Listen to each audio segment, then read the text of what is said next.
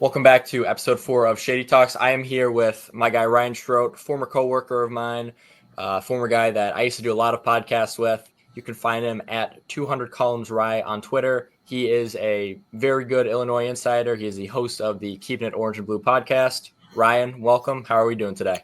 Good. And Ron John Surf Shop connoisseur. Sorry for my attire if it's, a little unprofessional, but it's late night. It's shades of college football. I mean, that's how we roll, man. Whoa. Don't disrespect the Shades of College Football brand. No, then that you're disrespecting me because I'm not putting myself down. I just want to say if anybody thought this was unprofessional, it's not because Ron John. Yeah, that's how we roll though. So yeah, I'm happy to be here. Enjoyed our podcast that we did at Mike Farrell Sports. We moved on to greener pastures, and we grow up and we live and learn. And I always enjoyed the time we did shows together. So I'm happy to be on your podcast, Alec. Yes. Yeah, I don't want to touch too much on the past.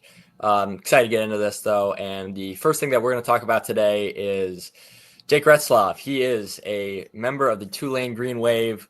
It was a very interesting situation with him in general. You don't see guys usually transfer out in July.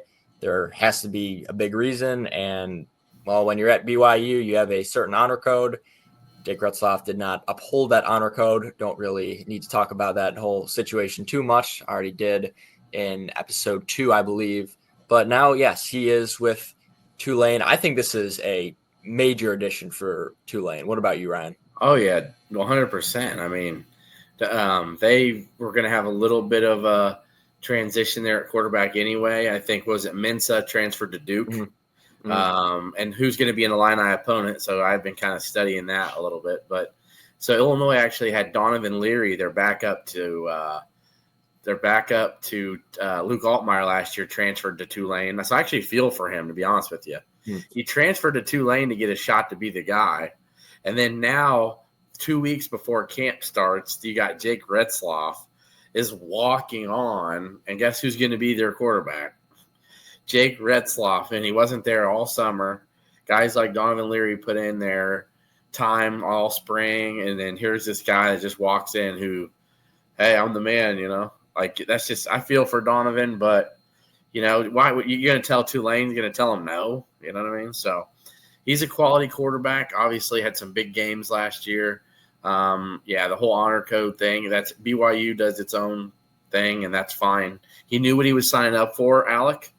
Yes. You know what I'm saying? Like, at the end of the day, I can't feel bad for them. It's like, you know what you're getting into, and that's how it works. So, right. And he lives and he's learning. And Tulane's going to have definitely a fun quarterback battle, and I think he's a huge upgrade for them at the position. It's always good to see a guy get a second chance. And, I think Tulane should be thrilled to be able to add Jake Retzlaff.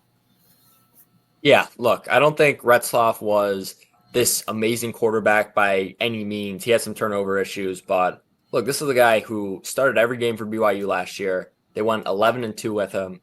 Only 57 or 58% completion percentage, but just under 3,000 yards, 20 touchdowns, another 417 yards rushing, 6 rushing touchdowns. Again, 12 interceptions is a little high, but that is pretty good numbers. And now we're getting that you're not playing in the Big 12 anymore. I know the Big 12 is not the SEC, but Big 12 is certainly a step above the American.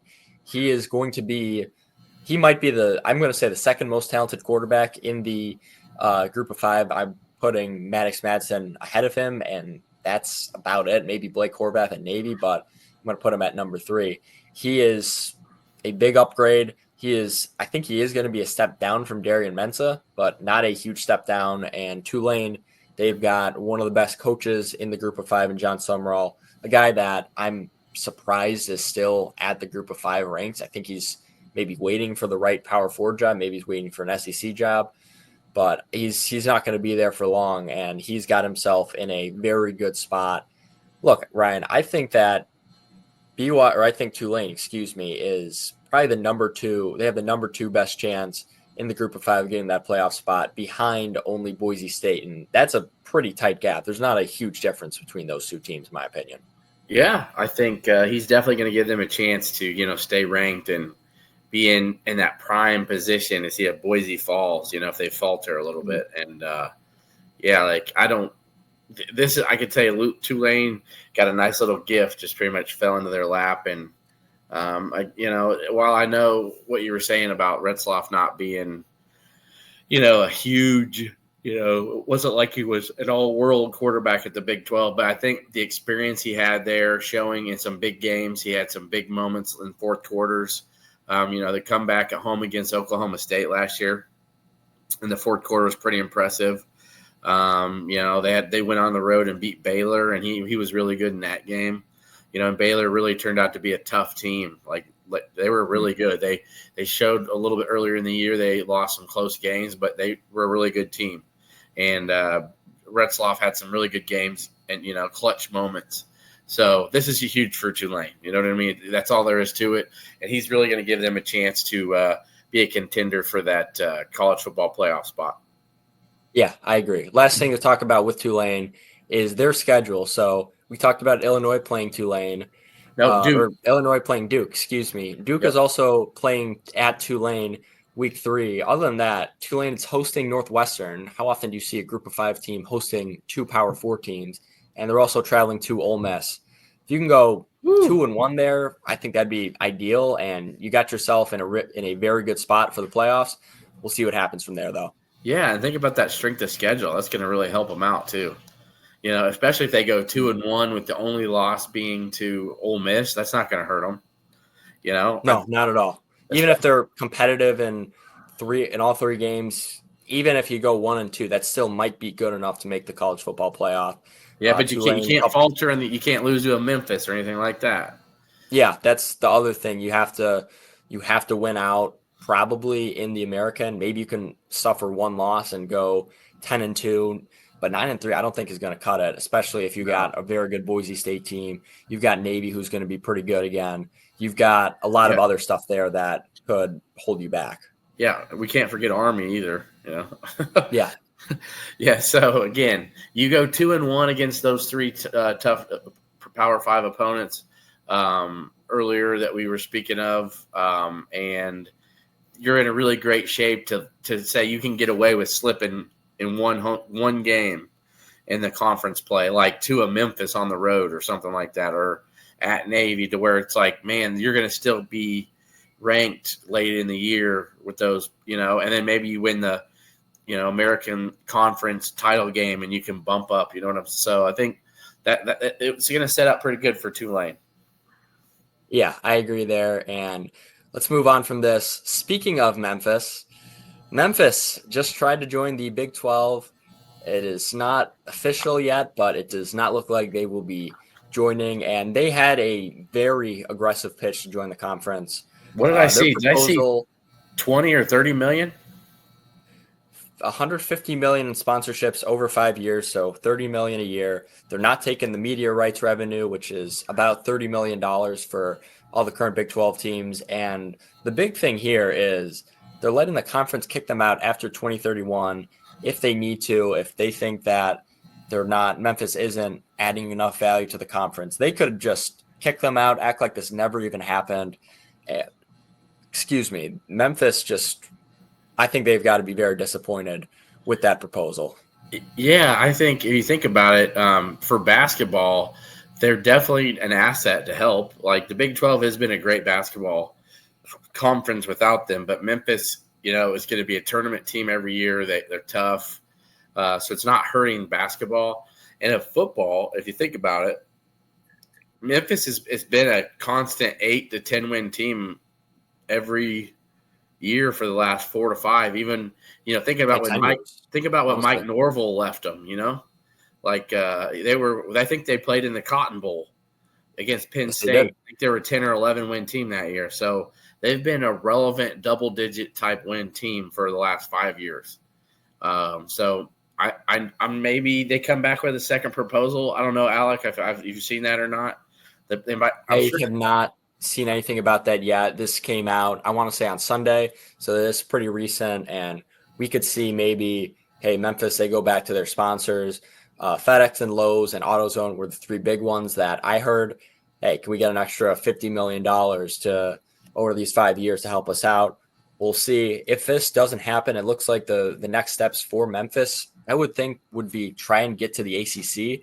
The ACC accepted a pretty similar deal with SMU when they joined. Maybe I'm not sure the ACC is looking to expand, and joining the ACC makes a lot less sense for Memphis, just for two reasons. One, geography. They're really in the middle of nowhere. There's not any teams even close to them. I guess SMU, but after that, maybe Louisville, and that's the other side of the state, the other side of the next state over. And also the academic reasons. Memphis is, I think they are a good university, but the ACC has higher standards than the Big 12, and I'm not sure they can meet those standards. Yeah, the academics actually is a great point. I think that's where that's where it's gonna really hurt with the ACC because like Derrick Rose and some of these other people are able to get into Memphis when they were, and they weren't even going to class. So I don't think Derrick Rose got his SATs or took his own SATs. I think that's what the allegations were against him. Yeah, and the fact that you remember that and you were a young pup when all that was going on. But Memphis has always found a way to get guys in, though, who couldn't qualify other places. And I'm like, that doesn't sound like an academic institution that would be accepted. But I think whoever, if they do get in anywhere, I think they'll be an asset, I think the SMU being able to be accepted in was huge because I think that gives them hope. But SMU definitely more of an academic excellence type of standard. Yep, no doubt. The other option for Memphis would probably, well, they could stick around the American. They don't want to do that. It is an option though, is to go to going to the Pac-12. I doubt they're going to have that same type of sponsorship money. They still have to pay a $25 million exit fee to get out. But the Pac-12 is a step above the American. It is not a power conference, but it is better.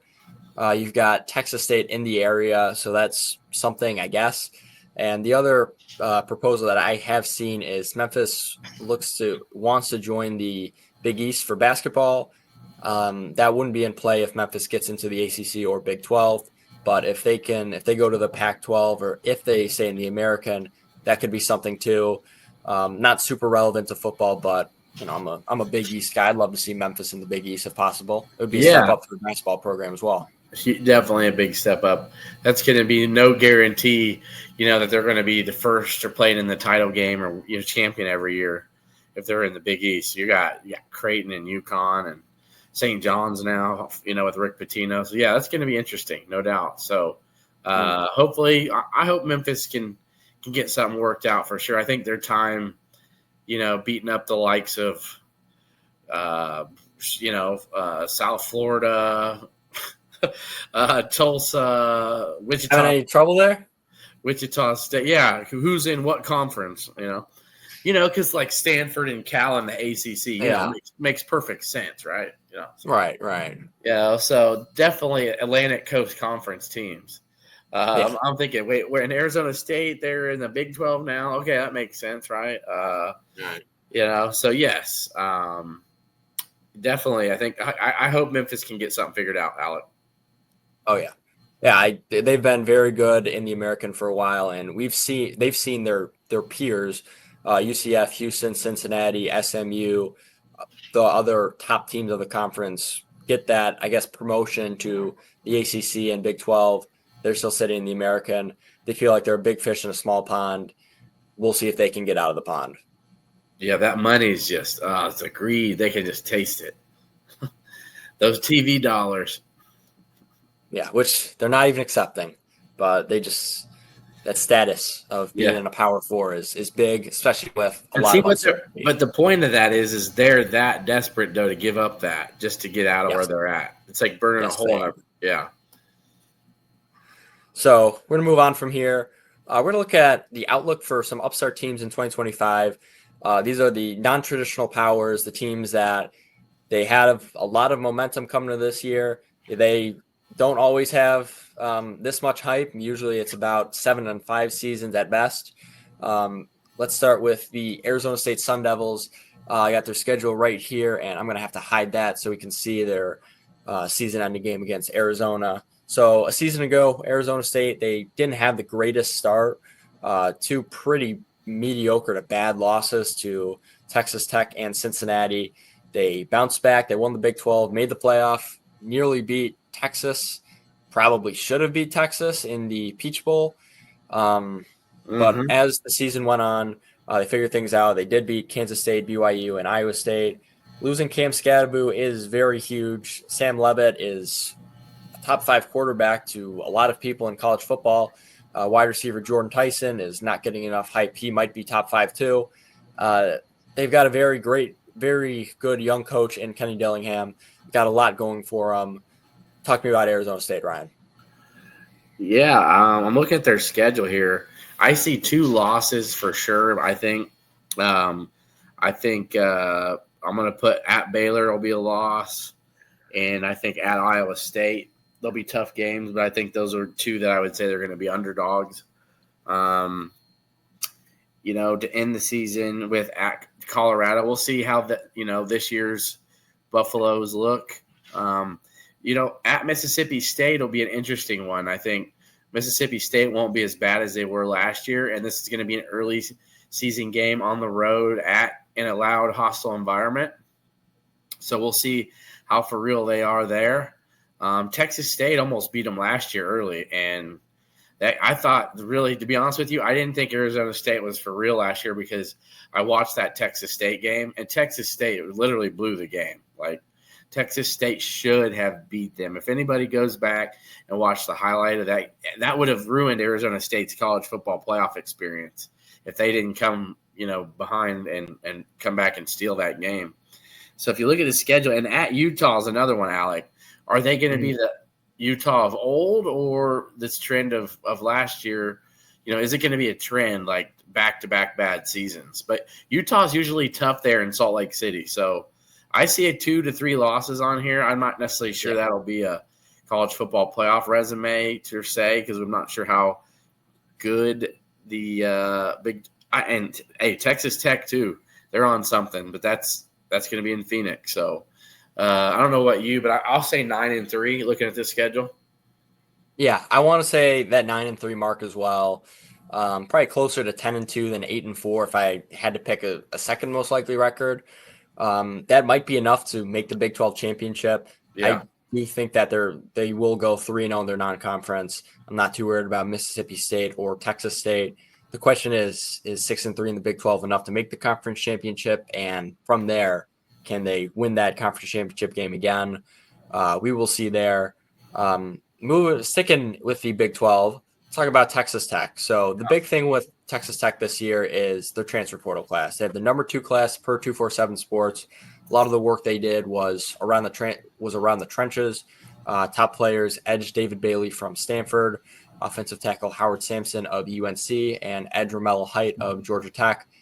And look, they've got a vision for this program. They have some good pieces returning. Quarterback Raheem Morton and wide receiver Caleb Douglas, linebacker Jacob Rodriguez, who was announced by the Big 12 media as their defensive player of the year before the 2025 season. They are losing Taj Brooks, though. That's a 1,500-yard rusher last year. Josh Kelly, over 1,000 yards as a receiver. And their defense was just horrible. I want to say they were top 10 in points per game, bottom 10 in points per game allowed. So some stuff has to be tightened up there, but there is a lot of hype around this Texas Tech team.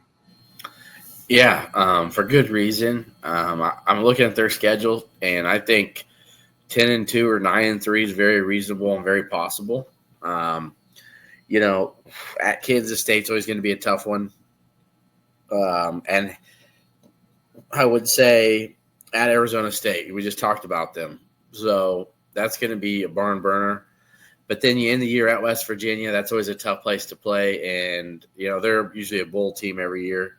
But I would say the one game, a sleeper one on here, is Willie Fritz's Houston team at Houston, October 4th. This could be a 4-0 team going into that game. And yeah, Willie Fritz's team will sneak up on you, man. They got a couple good teams last year, late in the year. So I think Houston will be primed and ready for that one. that could be the third loss for them. So I see 9-3. To be honest with you, at worst 9-3.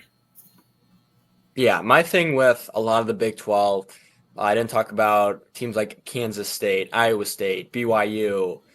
There's just Baylor. There's a lot of teams that could really finish in that 8-4, 9-3 range. That I do think that the Big 12 is a very deep conference. I don't think they're a very top-heavy conference, and they're just going to beat up on each other.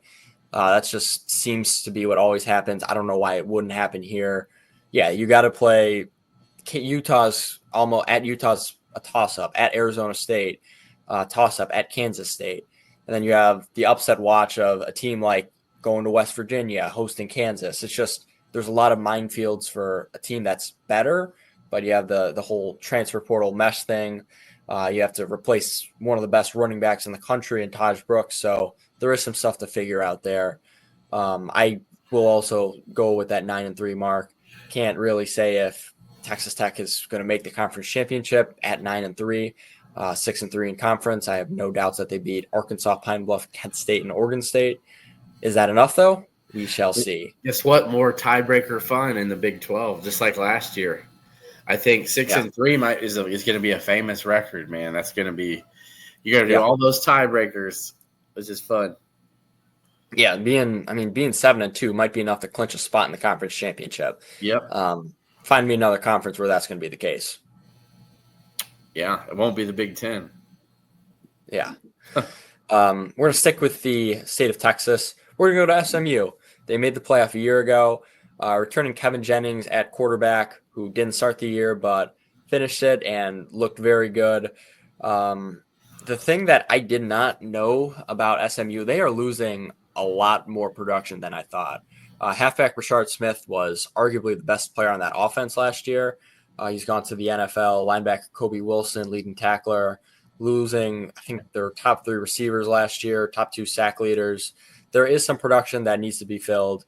Quite frankly, I'm not sure SMU has the backfill of recruiting talent to get that done. They have been recruiting pretty decently. They've got a decent transfer portal class, but it's nothing outstanding there. Schedule is much tougher this year. Having to play at Clemson and go and host Miami, host Louisville is tougher than what they had last year. And hold on, and they got to host Syracuse. Hey, look, I'm not trying to be too much of a homer here. That'll be that's the okay. You don't have to be a homer. Just let's be neutral. Will that be an easy game? No, I don't think so. There's a lot of this isn't going to be an easy game that I see on that schedule. I'm saying 8-4, man. I think 8-4 probably seems about right. 7-5 could be very true as well. They host Baylor in their second game, and Baylor's tough.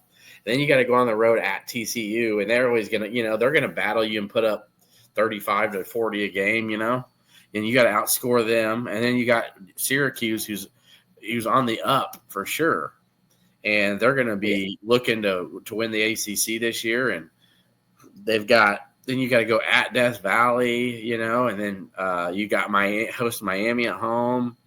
Then you got to go to Boston, and play the Eagles. Then Louisville and Jeff Brom at home. Like, come on. I feel like 8-4 could be the ceiling for them. But 7-5, 8-4, I feel like probably sounds about right. Yeah, I'm going to be a little more optimistic. I will say 8-4, probably closer to 9-3. But yeah, SMU had a very favorable draw in their first year in the ACC. They do not have that same draw this year. Their non-conference is also considerably more difficult than the other teams we've looked at. Baylor and TCU, I think, are two teams that could be sneaky in the Big 12. We didn't talk about TCU, but I really like Josh Hoover. They're not getting enough love. They've got a road game to Missouri State, which is just random, but you got to go on the road, and could be a trap game after playing Baylor, looking ahead to TCU. There's just a lot that I don't like about this team. I don't like that much. Don't like their schedule. I love Rhett last year as a head coach. I don't think he is a good enough coach to see this through. Yep, and again, we talked about this. A 10-2 team that lost tons of production. And that's the killer here. I think offensively they'll be fine, but too many teams with like so many offensive weapons. So I think we're kind of in agreement then about 8-4 then, and maybe 9-3 for you. But I say 7-5. But I think we could settle probably at 8-4. Yeah. I think this team we're going to have a little bit of disagreement on. Let's talk about Indiana. So we know what Indiana did last year. Say whatever you want about the schedule. They won 11 games. They have never done that before. Their only losses were to Ohio State and Notre Dame. Losing Curtis Rourke is pretty big. He was a leader of that offense. Mike Katic and Justice Ellison as well, other offensive contributors that they've got to replace. I had a little note sheet that put the losses and the top wins for everybody. Top wins over nobody for Indiana. The best win was Nebraska. It's pretty sorry. Again, they've got a very sorry non-conference schedule. Toughest game against Old Dominion at home. And then they got a rude awakening coming to them on the 20th, I think. Because I just say the 20th. Yeah, I only say this because when you powder, and let me get you wrong, Old Dominion is right. You are correct. Old Dominion is not like they're a solid team. I think that their very first game, if it's kind of close, I think it'll be interesting to see how because those next two are cupcakes. Those are, man, you really are playing like JV varsity the next two, and then that's how you prepare for Illinois.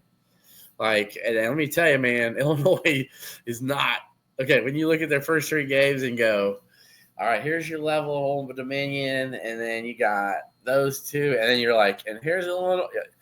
I want to be playing tough. Like Illinois goes, and we're going to talk. Illinois's got a Power 5 road game before they play Indiana, so they're going to be ready. So I'm looking at this schedule. I'm keeping it honest. I'm picking Illinois in that fourth game. That's going to be one circled for sure. Then at Iowa's going to be think about that. Their fourth, fifth, and sixth games, I think they could lose all three. Definitely. And then you go down. UCLA is going to be better. I think at Maryland will be tough. I'm not sure he's going to have them back to be an 8-9 win team this year, but that ain't no gimme. But then at Penn State, I'm putting that as a loss. I think they can beat Wisconsin at home, and then Purdue is the first year in Barry Odom's tenure, and they're just going to be kind of not as sorry as they were last year, but I'm looking at Purdue as a four-win team, probably something like that this year. And was being generous, to be honest. Yeah, I'm being nice. Okay, I'm going to say 4 wins at best. So it's not good, but that's pretty much a cakewalk. I'm going to say 8-4, Alec. I'm more optimistic on Indiana than you are. I think they honestly upgraded at quarterback with Fernando Mendoza from Cal. They've still got a lot of good weapons. Elijah Surratt and Omar Cooper are both back. Defensive lineman Mikel Kamara, cornerback D'Angelo Pons. Those are all Big Ten players that are coming back.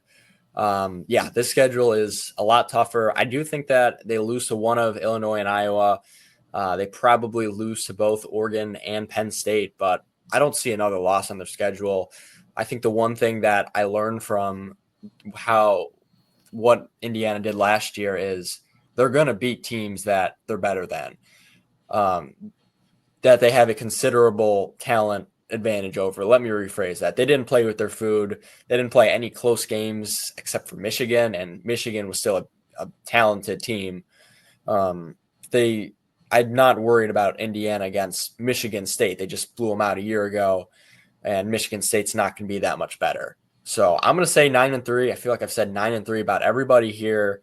Is 9-3 enough to make the playoff, though? But you could see worst case scenario 8-4. I could see worst case scenario, 8-4. They would have to get upset by somebody, or they'd have to have there would have to be a surprise team. Maybe UCLA, maybe Wisconsin comes out of nowhere. What I'm telling you, though, Alec, is I think by the time Illinois and Indiana play in week 4 and people see how good Illinois is, I think Illinois will be a point favorite in that game. So I don't think that's why I'm saying I don't think if they lose to Illinois, it's like they lost to the underdog. I think they'll be the underdog in the game. So, I honestly think that unless you guys lose to Duke, it's going to be a top 25 versus top 25 game. no shame in losing a game like that unless you get blown out.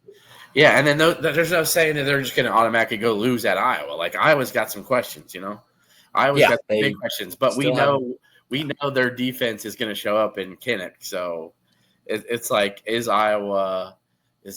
Indiana's defense going to take care of business, and stop the run? So I think we're not far off. 8-4, 9-3. So yeah, definitely. This next one though, this last one, right? Is this the last one?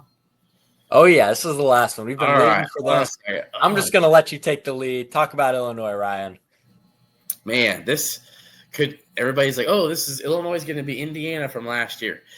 The thing is here's why I don't think they are going to be Indiana from last year. Illinois won 10 games last year, everybody.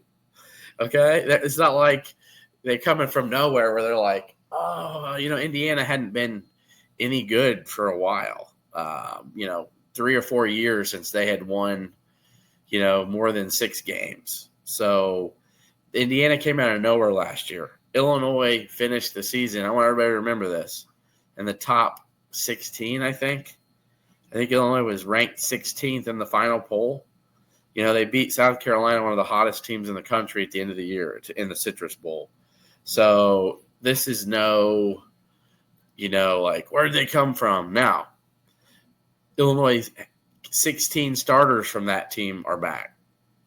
So, and some of the people who are replacing have been some really quality transfer portal additions. Some guys who were there, like James Thompson on the defensive line was Wisconsin's best defensive player, and Illinois grabbed him to fill a spot on their defensive line. So I'm looking at the schedule here. That Duke game will not be easy. But I know I like it because they're going to leave Champaign, go play a team that won 9 games last year, that, Manny Diaz is going to have them defensively competent.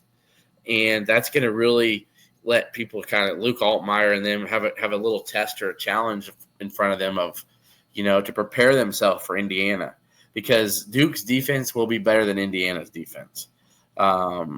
Offensively, though, that's where the challenge is going to be. Illinois get past that 3-0 at Indiana. That might be one of the games of the week. Maybe big noon kickoff. Probably do something like that. Or it could be game day. That's right. I'm expecting a game day a couple weeks later in Champaign. I think game day may come to the Illinois USC game or the Illinois Ohio State game. So if Illinois is undefeated for USC and both of them are undefeated, which is very possible, and then both being in the top 15 or so, top 20. But then if Illinois only has 1 loss and Ohio State has 1 loss on that October 11th matchup, I think that's going to be game day. Illinois has never hosted game day. I've said this, I haven't got a chance to do this on our pod yet, but we're going to with our predictions. But I think Illinois finishes the season 10-2. I think they're going to get past. They're not going to have any slip ups. If they do slip up at home, so let's say USC, I'm going to tell you, man. I've talked to 2 or 3 people, big time Ohio State fans. They're worried about Illinois. I think the Washington game is going to be the last one where I'm like, if it's 9-3, it would be at Washington. That's not an easy place to play. There's nothing against Rutgers. They're going to be solid. They're going to chop wood. But that one's in Champaign. And Illinois had a pretty good luck against Greg Schiano. I think they've only lost. I think they're 4-2 against Rutgers and Greg Schiano. Maryland at home, still a mediocre team. They're not going to overlook Maryland. But then Wisconsin. Here's my point. Well, what about the Wisconsin game? Wisconsin's going to be so beat up, Alec. They have a tough schedule. A very tough schedule. And Kyle Golick, our friend, we were texting, and he's like, by the time Illinois and Wisconsin play, those guys are going to be defeated. They're going to be beat up, and their seasons probably won't even be able to make a bowl game yet. They may be playing for 5 wins still at that point. They could be a 3-win team in that game. Which makes a lot of sense. And So I think they'll be depleted by that time. And then Northwestern still just David Braun caught lightning in a bottle a couple years ago, and I think they're going to be a 4 or 5 win team. So I think 10-2, Alec. No bias there? What'd you say? No bias there? 10-2, no bias, no way. There are people. Okay. There's a lot of Illini fans that are like 11-1. I think we can. I'm like, no. I like. I see. Go ahead. Go on. You're good. All right.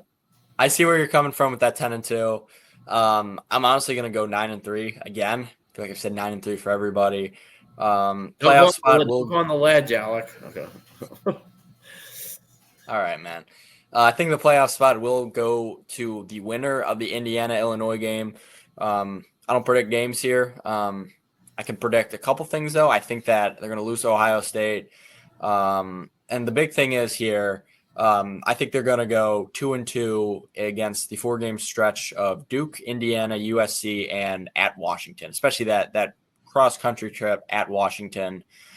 Getting a bye before that is huge, but you still got to go across the country. It's probably going to be one of those 10 o'clock kickoffs, and you don't want to play Washington in a night game. I'll tell you that, especially if Damon Williams is as good as people are hyping him up to be. I think Washington's going to be a pretty formidable team. Look, I think the Big Ten is going to get 4 teams in the playoff this year. Ohio State, Penn State, and Oregon are the obvious ones. Illinois or Indiana, just win 9 games, and I think that last spot's yours. That week 4 game is going to be huge. I can't predict it. It's going to be a very tight one. So you think that Illinois is a very good football team, though? So you think that a 9-3 Big Ten team will make it this year? I think so. I mean, we had a 9-3. No 9-3 teams made it last year. 9-3 teams. That's what I'm saying. So yeah. Look, I think they get 4 teams in. The SEC is probably going to get 4 teams in as well. If I can do basic math, that means you also got to get 1 ACC team, 1 Big 12 team, Group of 5 team, and Notre Dame. That's 12 teams. I think that's what the playoff's going to look like this year. Maybe we go 5-3 with 3 in the Big 10 and 5 in the SEC. Or honestly, 2 out of the ACC like last year. You could. The ACC has a couple good teams this year. Clemson and Miami are probably the most likely to. There could be a bid stealer there. I just think if you go 9-3 in the Big Ten, and especially in Illinois' case, you have a good win over Duke in the non-conference. You've proven yourself. I think that'll be enough to get in. If not, these teams are going to be top 15 teams. They'll be winner. The better teams probably going to be playing in what's the best bowl for the Big Ten? The Citrus Bowl. Yeah, so the Citrus Bowl is the best non-college football playoff bowl, and then the ReliaQuest Bowls right after that. Okay, yeah, they'll be. Illinois just played the Citrus Bowl, so I doubt they'd go back to that. But yeah, we'll see what happens there. It's a big one. Look, the Indiana-Illinois game is a huge game in Week 4. So I agree. Big. Yeah, I love talking about seeing these teams. I just had a video the other day. You guys should, as of today, actually, as of when I'm recording this, on 2021 Iowa State, which was supposed to be, they were number 7 in the country, probably a higher rank than all the teams we talked about. They were probably supposed to be Big 12 college football playoff contenders. We didn't see that. I don't foresee that happening to any of these teams here. We never know, though. I love seeing a good surprise team. Duke a couple of years ago with Mike Elko is a good example. Northwestern back in the day, just going out of nowhere. I saw a TikTok video of them. They were playing Ohio State. It was like number 5 in the country. They were number 16, I think, probably 5-1. I was like, whoa, when is this feels so different? But I love seeing those types of teams. Hopefully we can get 1 or 2 of these teams in the playoffs this season. One thing about the Illinois schedule, they only have 1 game back-to-back home game, and there's a bye week in it. It's like, if you notice, that's kind of interesting. It's like home, road, home, road, home, road, home, road, home, road, home. But there's a bye. They get their second bye week in between Rutgers and Maryland. I actually like where the bye weeks are, too, for Illinois. It's like get through that tough stretch, and let's say you lose one game, through Ohio State, and then you get it recoup for Washington, and you get through that tough game. Then you get a come home, and you're going to have a battle at home with Rutgers, and you get a recoup, and you get those final three where you're like, take care of Maryland, depleted Wisconsin, rivalry game at home against Northwestern for a senior night. It's going to be a huge, huge game for this team. So I like where the buys are. It's just interesting. The home road. I don't know how many teams have home road, home run. Like, you know what I mean? That's interesting. Yeah.